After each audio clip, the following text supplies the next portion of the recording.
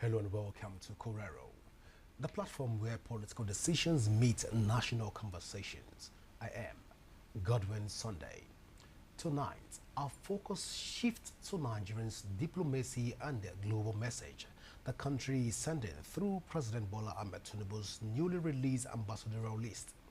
The announcement has stirred both applause and criticism across a political and diplomatic circle, not only because of the caliber of nominees, but also because of what this list represents for Nigerians' foreign policy direction at a time when global alliances are shifting rapidly.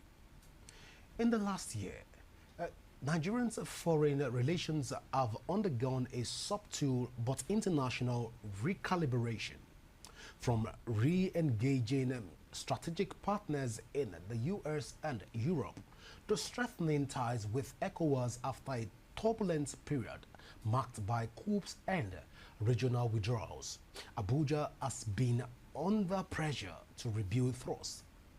The ambassadorial list is therefore being interpreted as a signal, a roadmap of the administration's priorities on security cooperation, economic diplomacy, diaspora engagement, and regional stability.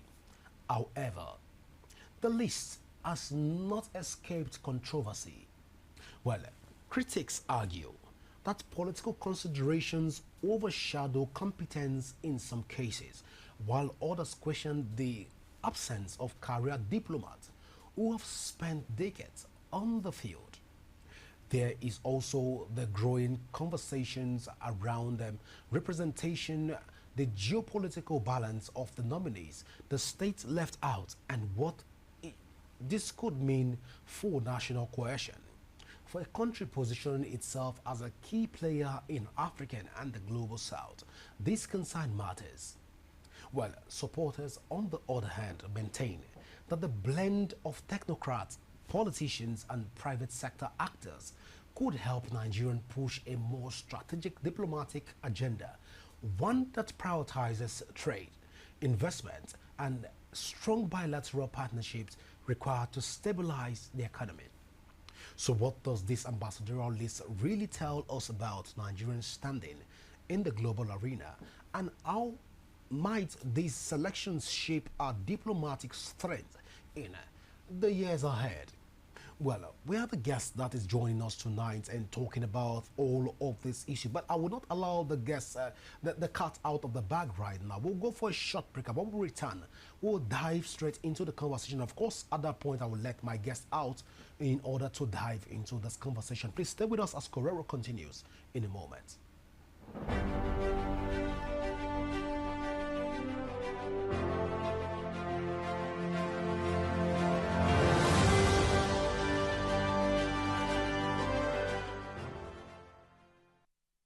You're welcome back. Well, with me right now in the studio to help us make sense with this conversation is Umar Tanko Yakasai, who is the DG Tinubu Support Group.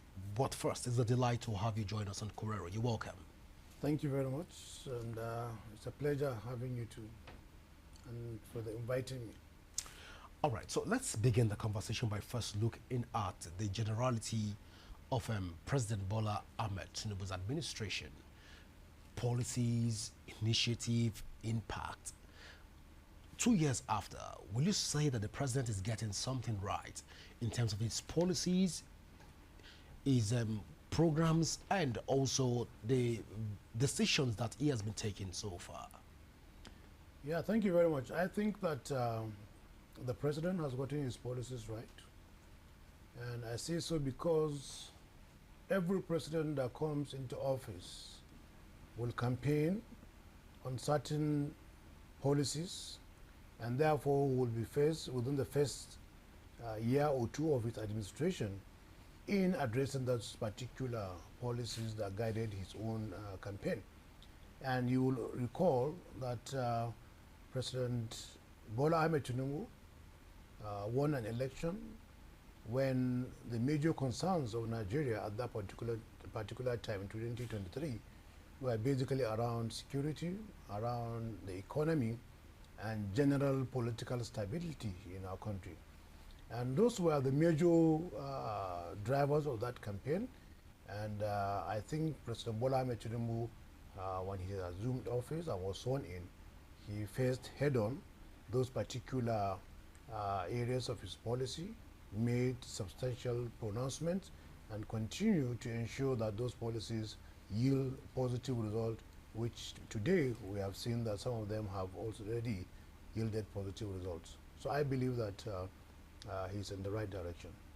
All right. So, President Bola Tinubu has just released a new ambassadorial list, which is already generating national and international reactions. But from your standpoint, what guiding principle shaped this decision? So, you know, it's traditional in this country that every time the president is nominating ambassadorial nominees and submitting them to the National Assembly to have a balance, a representation of those who are co-politicians and also career ambassadors. And from the list that has been released, you will see that there is that semblance of representation of both segments of the society which we come from, politicians and then career ambassadors. In fact, if you read the list, you will see that the first batch of the names stated categorically which segment of the society they represent. And then the second part of the press release stated categorically these are names of career ambassadors. So I think it has been the tradition in Nigeria, and President Bola Ahmed Tinubu has stuck to that tradition, and that was what you see on the list. But the controversy has been around the geopolitical diversity and diplomatic needs of Nigeria. A lot of Nigerians will begin to interrogate this list and say this list largely does not represent the geopolitical needs, the geopolitical diversity of Nigeria, and also the diplomatic needs. But in your own assessment, what would you say about this list in line with the whole policy of federal character principles? Yeah, so it's always in Nigerians to want to analyze appointments based on certain parameters, such as that are really characterized, you know, by the way we think, the way we operate politics in Nigeria. And if you look at, I saw somebody who did an analysis and showed that there is a significant representation of all the geopolitical zones in that list. And I believe that the list that have been submitted to the National Assembly largely represent significant regions of this country. And but of course, it's natural for Nigerians to always want to question releases when they are released by the president or by the leadership of the country. But I believe that there is quite a good representation of all the geopolitical zones on the list. All right. So, when you say it's quite a good representation of Nigerians, a lot of critics will argue that Nigeria has struggled with global perception in recent years. As a matter of contingency, Nigeria is right now being classified as a country of particular concern right now across the world. Now, looking at the list, can we say that this will help to reset and elevate Nigerians' image abroad? Certainly. I think, first of all, we need to realize that it is we Nigerians, by the way we politicize everything, that give a particular image outside the country. The people who have gone to speak on behalf of some segment of the society are Nigerians. And whatever you see that the repercussions or that is coming is basically a reflection of what views that have been conveyed by those Nigerians. And we all agree that majority of Nigerians knew the true situation of things in Nigeria. And even those foreign countries have embassies in Nigeria and should be able to get intel from their foreign embassies or missions and see that some of the things that are said outside the country may be a distortion of reality. So I believe that to the foreign countries, when Nigeria sends a list of ambassadorial nominees, they see Nigerians. And it is we that will go back and begin to introduce some dimensions which they do not care about. So even when the US is sending its own ambassadors or other countries, they determine based on the priorities of our government, who and the caliber of people, their competences to choose and nominate. And we accept them, hook, line, and sinker. Nobody has ever questioned the US or the Russia or China or other countries on what basis they have nominated whoever they are sending in as ambassadors or whatever. But it's in Nigeria to always bring whatever it is local dynamics into the international arena and then create those images. I believe that to the foreigners, to the foreign countries, they see Nigerians being sent to their countries as missions, and I don't think they will matter about all these conversations that we're having in Nigeria. As far as those countries are concerned, they see Nigerians. Well, let's look at the whole international perception. Since you've taken us to the foreign scene, let's bring it back to look at even West Africa, where we've seen countless coups going on across West Africa. Just more recently, we've seen what has even played out in the various West African states. But then, Nigerian is being regarded as the giant of Africa. We have a lot of Nigerians have tried to identify some of the appointees of Mr. President as people with questionable characters, people without dignity, and also people without adequate personality and integrity to represent the country outside the shores of Nigeria. But when you look at the list, 32 ambassadors so far, be it career ambassador or nominees to be ambassadors. But when you look at this, what message are we even sending to the international community right now in terms of where Nigeria stands right now on building trust and integrity, knowing fully well that a lot of Nigerians are beginning to question the characters of persons that have been nominated on this list? So, do you have any examples? Okay, so let's take it from. We don't want to mention them, but let's take it from Reno Omokri. Then let's move to Fani Kayode, who has been known to be on the track record, have a track record of cross-carpeting, and these people have tagged these politicians to be stomach infrastructural politicians that tend to dance to where it favors them. But this is just a few to mention in the 32 nominees so far recorded. Even the likes of Ikbazu and the rest of them that were nominated on that list.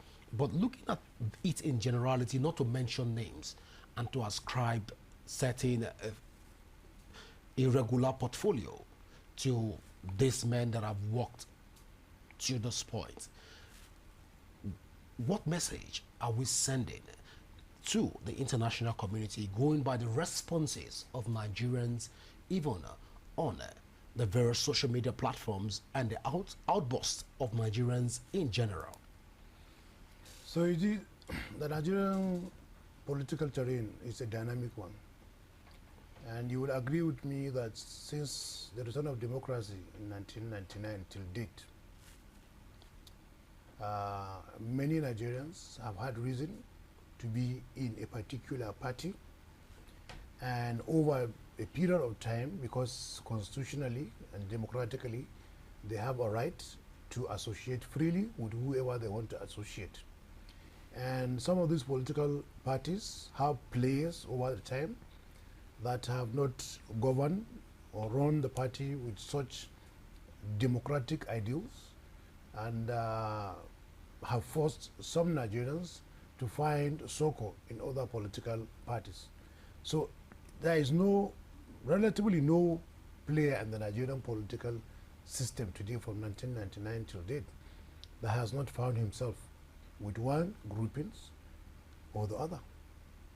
And so therefore, when you want to judge the character of those who are nominated based on past relationships in the Nigerian political space, I can guarantee you that there are many who will also not stand the test if you are to examine them in this particular era that we find ourselves. So it is the nature of the Nigerian politics, where you belong to a party, the people who control power within the party will ensure that only those who they have good relationship, fare well in the party and grow, and therefore do not give equal opportunities to people. And people have over the time found one reason or other to move.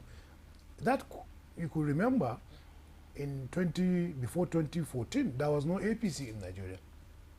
No APC. And by 2015, when APC won power, you do not have CPC again registered.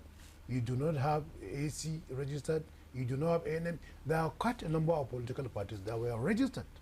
And some of the people who are within this APC, if you look at it, a conglomeration of people that have grown to realize that they will do well when they are together, including PDP. You have people who were in PDP, left PDP, come back to PDP, now left PDP. So I'm saying that within the context of the Nigerian political dynamics, it will be difficult to remove alliances and readjustment within the Nigerian political dynamics. That is one. Secondly, politics also is dynamic in Nigeria. And if you are contesting, if you know the importance of alliances, you realize that when you are contesting, you will work with alliances that will guarantee you success. And when you win, you must be a man of your word. President Bola Ahmed Tinubu had alliances within the party, outside the party. He has expressly stated that he's a president that is going to be for all Nigerians. And people who are from different parties have helped in his success, and he said he's going to run an all-inclusive government, and people who are today's members of different political parties have found themselves in his government. That is the kind of leadership, the kind of political system that Tinubu wants to run. So you even have people who did not believe in President Bola Ahmed Tinubu when he was contesting. After a year or two, they themselves found that they were mistaken in their assessment of President Bola Ahmed Tinubu as a candidate in 2023, and they changed their stand. In politics, what is important is that the person who refused to vote for you, later when you've won, you convince him that he must have made a wrong judgment. Now he should be able to assess you on your current realities in office and should be able to change his mind. Politics is dynamic. So anybody you see on that list, whoever is on that list, President Bola Ahmed Tinubu is a person who governed and believes that if you believe in him now, because he wasn't in power then, and now he has given you reason to change your mind, he's ready to work with you. And I think that's politics without bitterness. So I don't see anything wrong with that. All right. So the people of Cross River State, Akwa Ibom, River State, and just to mention a few that were not mentioned on that list, already appealing to the president to try and look into the list again and see how they can be accommodated, because the list tend to tilt Nigerian towards a regional setup. But when you look at the names that were mentioned, in your own assessment, is it tilting Nigerian towards a regional centric conversation? So I think it is Nigerians that always analyze government politics, political appointments on the basis of some of these local parameters all the time. We are looking forward to a time in Nigeria where even the election of a president should be based on the competencies and the characters and the ability of that president to move Nigeria forward. It doesn't matter even if you are from a particular region and the next person succeeding you comes from that particular region. We are hoping that Nigeria one day will be a country where we are all Nigerians, we do not have all these divisions, and it's the best that win. But also to say that I know President Bola Ahmed Tinubu in the past has nominated ministers who have gone to the National Assembly, corridors waiting, and if Nigerians have found one justification or the other to speak to him. He has listened, and some ministers have been replaced. President Bola Ahmed Tinubu has found people who have been appointed. They have even assumed office.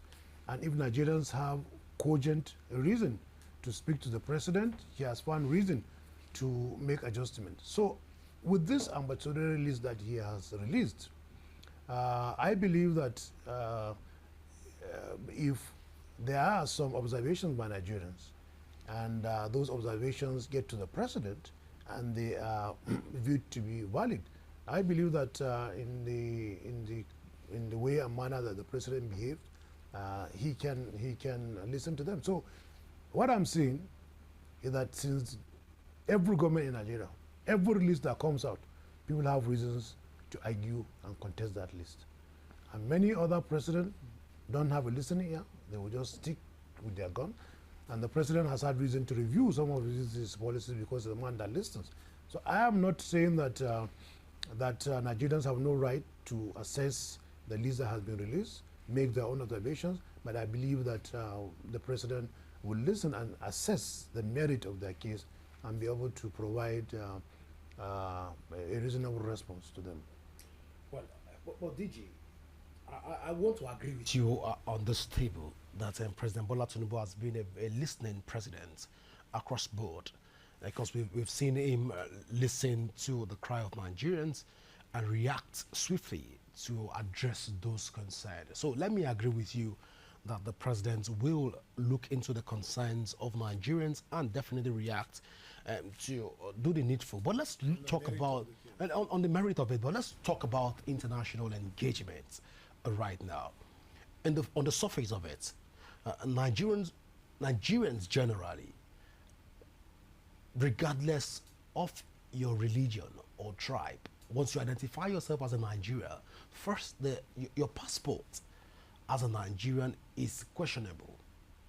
Your personality as a Nigerian in the international community is questionable.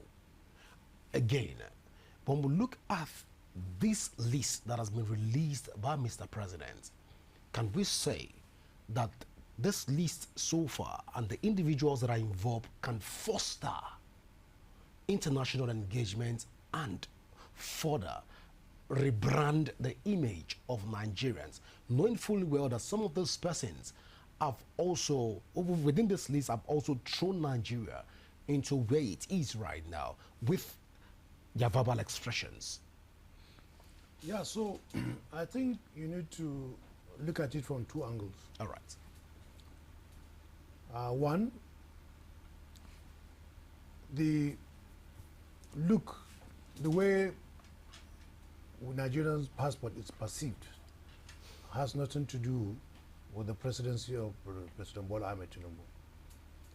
Largely, it has a lot to do with the antecedents of Nigerians who had reason to have visas to travel outside this country.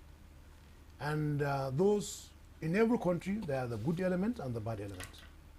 And it is those bad elements who have gone to those countries that have given bad names to Nigeria and has subjected other Nigerians to such ridicule and questions when you present your passport outside this country.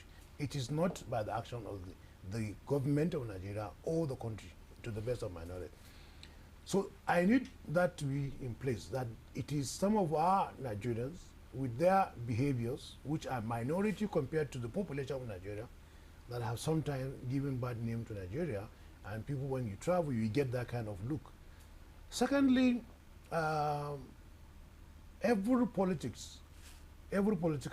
dispensation, or when there is time for politicking, it is these same Nigerians which have a right to express their support for a candidate and lack of support for the candidate.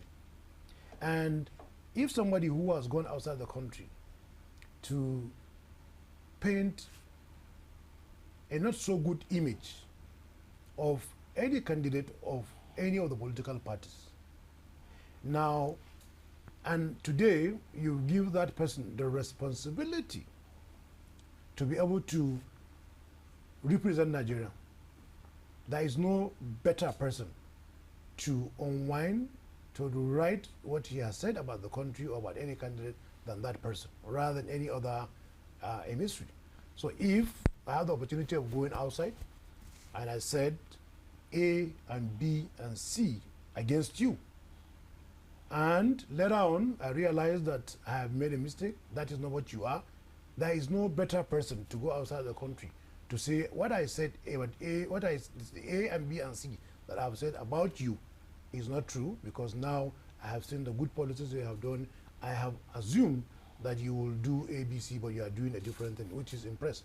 So I think that that foreign missions, embassies, as you know, is a complete system. It's an institution outside every country. So Nigeria has a complete civil service structure.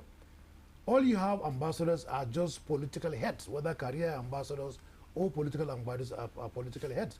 And so that particular system is there that has been interacting with Nigerian on behalf of Nigeria and the embassies of that country and the president of that country. So the system is already there.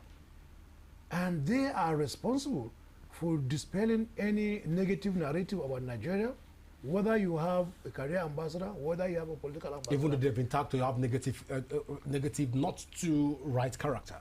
So questionable character, if you like. When you say questionable character, I need to understand, is it because of the political standing, or is it because of some of the person's individual the individuals activities that are involved, so in the list. I've mentioned a few names. What? So I need example. You only mentioned I've names, given you, for example, and I believe that they are coming from the political for example, aspect. not even political aspect, because a lot of these persons have aligned themselves with the all progressive vision. Talking about the likes of Rano Omokri. He has aligned himself with President Bola Ahmed Tinubu's vision. And you are the DG of President Bola Ahmed Tinubu's support group. And you understand the vision of Mr. President. He has aligned.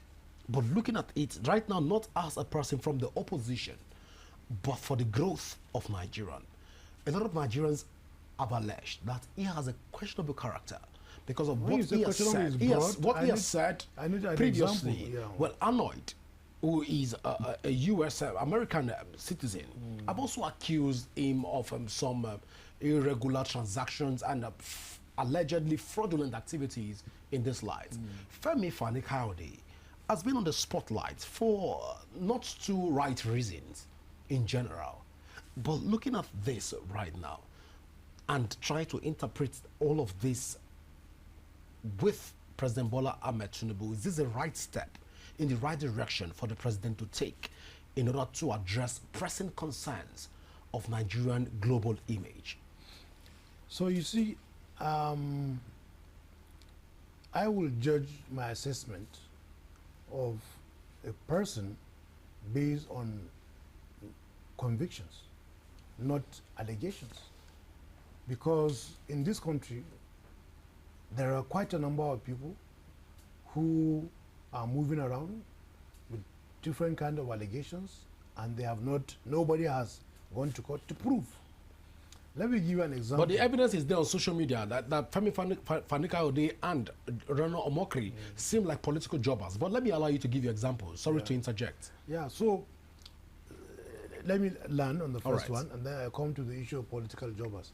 Now, it is before our eyes that after President Trump lost his second term, he ran his presidency from the field of politics to the court of trial. Many of those things that were alleged and he was facing trial were around, tax evasion, evasion and what have you. Particularly with the state of New York. Some of them were around the role he played on the 6th of February. Some of them were around the role he played about phone calls to influence electoral empires within some certain state. Those in the US, if you were to take them to its logical conclusion, would have been, serious offenses that would not have allowed anybody to even contest. But because he has a right to be protected until conviction, he was allowed to run the process of politics until he won.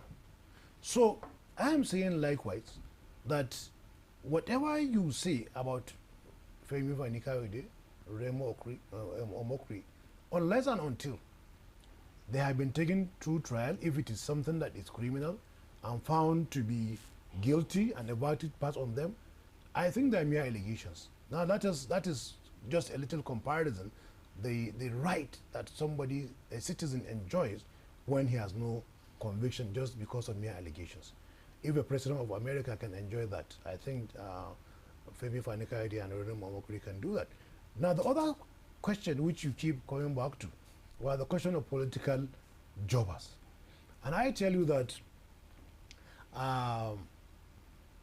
the best thing in politics, if you are in politics, is to convert your political critic to your own follower. If you are in contest and you say that everybody who opposes your aspiration becomes your permanent enemy, I don't think that in politics people would have gone far. So, and I don't think there is significantly a large number of politicians that have had no reason to move from one party to another or to have alliances and then dissolve those alliances, create another alliances, dissolve. It has happened in this country. Are you saying that those who found themselves within that particular scenario are political jobbers? No. So politics is dynamic. Politics is dynamic. The same people that Trump won his first term with were not the same people that Trump won his second term with. Even in the Congress of the National Assembly of the U.S., I have seen circumstances where when Biden was in office, his own members of the Democrats who were senators have had cause to disagree with him as members of the same political party. Even now in this particular dispensation, and it's happened around many countries. That is the beauty of democracy: ability to do your independent analysis and take an independent position, and then later on review it to be able to reconsider your position. You cannot have permanent enemies in politics. Well, that's quite interesting. But let's look at the likes of Professor Mahmoud Yakubu, who is also a part of this list. Erulu BC Angela Adebayo, the former Ekiti First Lady. Let's look about Ifeanyi Ogwanyi of Enugu, the former Enugu State Governor, and also the likes of Professor Nora Dabut of that's former Senator for Plateau State. Now, most of those persons were not, even Femi Pedro of Lagos State, the former deputy president, deputy governor, I beg your pardon, under President Bola Ahmed Tinubu's administration, most of those persons were not founding members of the All Progressive Congress. But you've said that President Bola Ahmed Tinubu believes and has demonstrated enormously his impact and has been felt, and as such, even people that did not vote for him have decided to rally around him to ensure that some of his visions are brought into the limelight. Now, let's look at this again. Founding members of the All Progressive Congress right now are gnashing their teeth, saying that the president has relegated them to the back door of inconsequential and rather giving appointment to people that are not even, that didn't even align themselves with the vision. But you are the DG of the Tinubu support group. How correct is this assertion? Okay, so you see, I keep coming back to the fact that politics is dynamic. I know I'll still go back to the US because as we are covering the United States democracy, I know that there are states in a particular election will be blue. In the next 4-year elections, they will be red.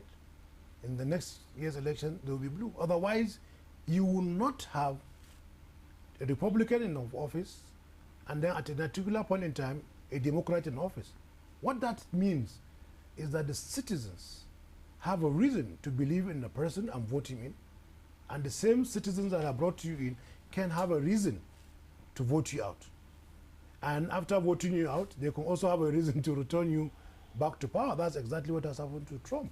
So, likewise in Nigeria, if you run an election and you found out that you've done tremendously well in a particular environment, you have done not so well in a particular environment, the right politician who is a master strategist will do two things.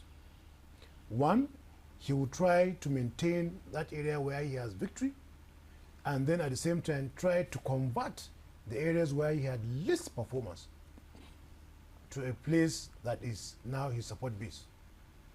Some of the people that you mentioned, APC did not do well in those particular states. But no president will want in his second term to say that because those areas I didn't do well, then I don't need to do well in those areas. And so therefore, you need to sit down, analyze what are your challenges in a particular state, why are you having low voter turnout for your candidature, and see how you can rework it so that in the next election, you'll be able to have greater number of a better performance.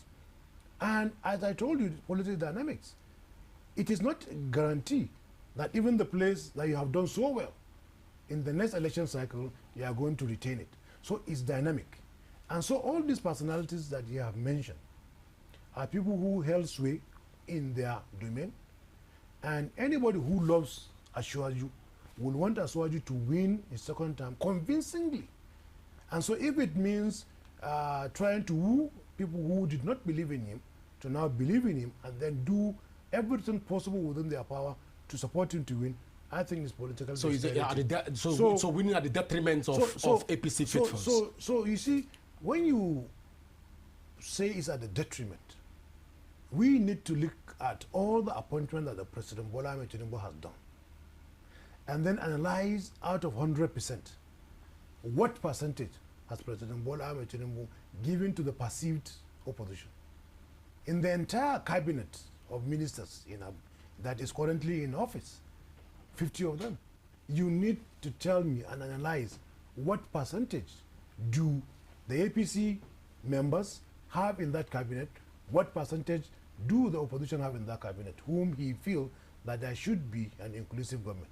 If you take at all the parastatals, heads of parastatals, the board chairmen that have been appointed, all the appointments so far, what percentage has gone to the members of APC and what percentage has gone to the opposition? So I am telling you that I have looked at it roughly, and you can also look at it, and maybe next time when we come, you could give me facts and figures that will counteract my own belief and position.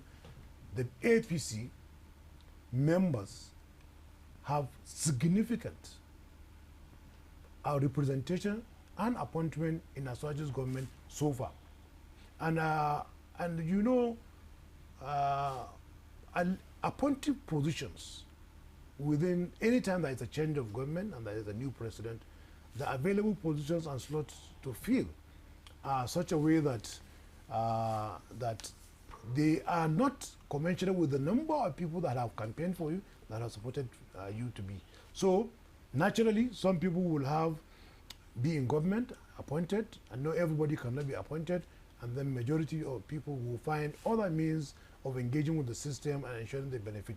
But I agree to some extent that moving forward, we should do a stakeholder analysis state by state and see to what extent other political party members that have supported the administration who are yet to be appointed could be supported, could be recognized, could be compensated. And I believe that I know President Bola Ahmed Tinubu will find time to come back and do stakeholder mapping, stakeholder analysis, and see how many people have so far been recognized and how many are still left, so that there will be some consideration given to others. So that's my take on that. Well, Digitanko, you've always been at the forefront of championing the cause of President Bola Ahmed Tinubu's administration. And of course, you've unapologetically spoken highly of President Bola Ahmed Tinubu. But let's bring this to your doorstep at this point in time. Looking ahead and, and trying to look at the all President Bola Tinubu's appointment so far, are we expecting a geopolitical shift or diplomatic gains even from that can be achieved by this team pulled together by the president? This team of 32 members, are we going to have any geopolitical shift and also diplomatic gains from this team? Because for a lot of persons, they will argue that this team does not represent the future of Nigeria, but you have always spoken high of the president. What can Nigerians even go back to sleep with, looking at this 32 member team ambassadorial list that has been published by the presidency? Yeah, I've always told you I'm a man who believes in institution. And as written by Izidara Achimoglu, that why nations fail, he has consistently referred to the fact that countries that succeed are built on institution, institution, institution. Countries that have failed are countries that have no institution but build their system around a personality as individuals.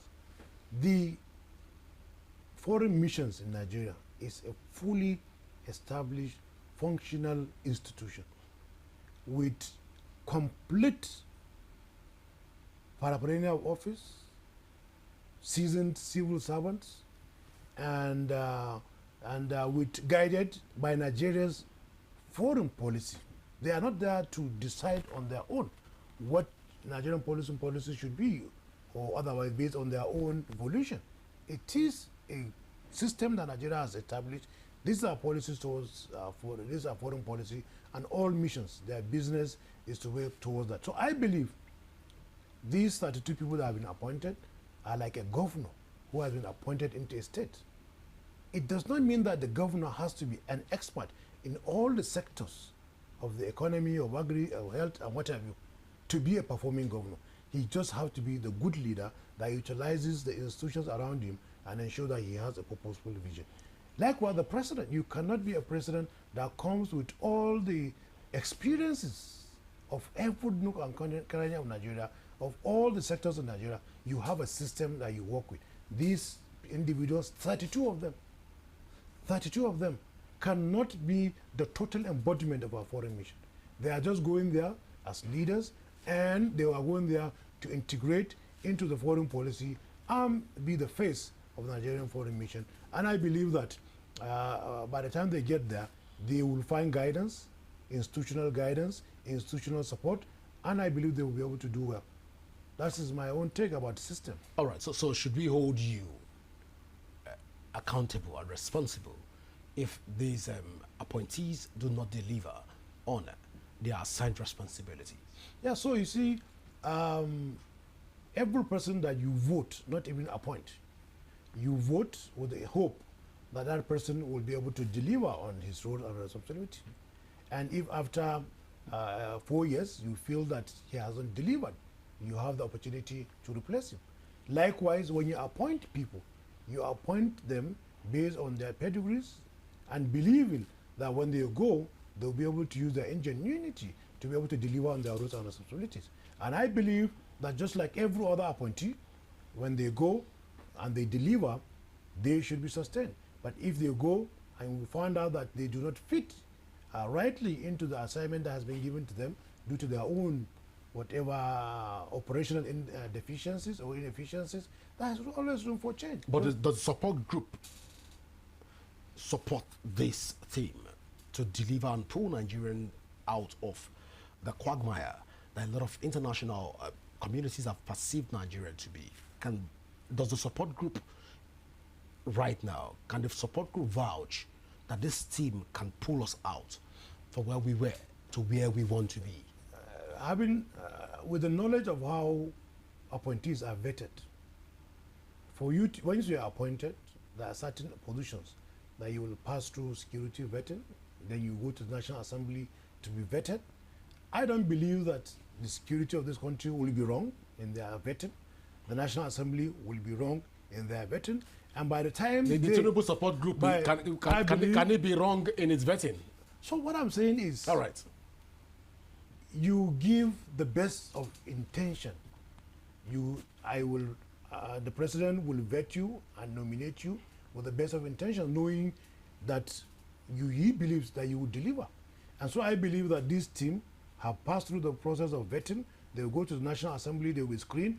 Once they are okayed to leave the shores of this country, to go and represent Nigeria, I believe that they are the team at the material point in time that these two institutions believe, including the president, that are the right people for the job. So it's a yes or a no question. Does the Tinubu support group believe that this team... I believe in the judgment of the president. Let's take it to be looking at the various assessments. I've told you the side of Nigerians right now, who a lot of Nigerians have said that they don't trust the team to deliver. But then you've always stand on the side of the president. Let's take this outside the shores of the presidency and bring it to your table as a DG of the All Progressive Support Forum and the group. Can we say that you trust this team also, and the support group also trusts this team to take Nigeria out of where it is right now internationally to where it should be?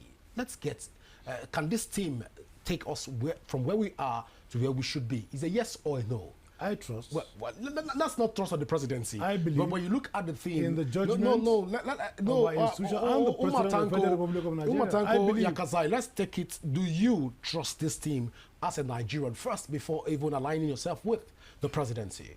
I trust. Not the judgment of the president, not the judgment of the president, yourself as an individual. You see, when I trust, I believe. I believe in the team. So we can go back home to sleep knowing fully well that Umatanko Yakasai has trust the team and they can pull us out, so we can hold you back in the next couple of 6 months, and to be precise, giving the team at least 6 months to settle in. Or should we give them 1 year? Whatever you call me back, I'll be here. All right, so we will definitely assess the team to know how far they've been able to go. But I want to say at this point in time, thank you so much, Umatanko Yakasai, the DG Tinubu Support Group, for finding out time to be with us here on Corero. Thank you very much. Well, it's always a delight talking about Nigerian politics with you. In various fora, we've heard you speak about your trust and, of course, your confidence in President Bola Ahmed Tinubu's administration. Of course, we don't question that even from your own end. Want to say again, once again, thank you so much for being with us. Thank you very much. Well, we will bring you back definitely on this table. I'm always available. To come talk more on even on matters arising from the support group. I'm always available. Well, viewers, this is how far we can go tonight, even here on Corero. Don't forget that you can join the conversation on our various social media handle currently showing on your screen. And you can also download the Rapid TV app from your Android and iOS devices to keep track of our broadcasts. My name is Godwin Sunday. Always remember that peace and unity are the pathways to progress. Do enjoy the rest of your night rest. Bye for now.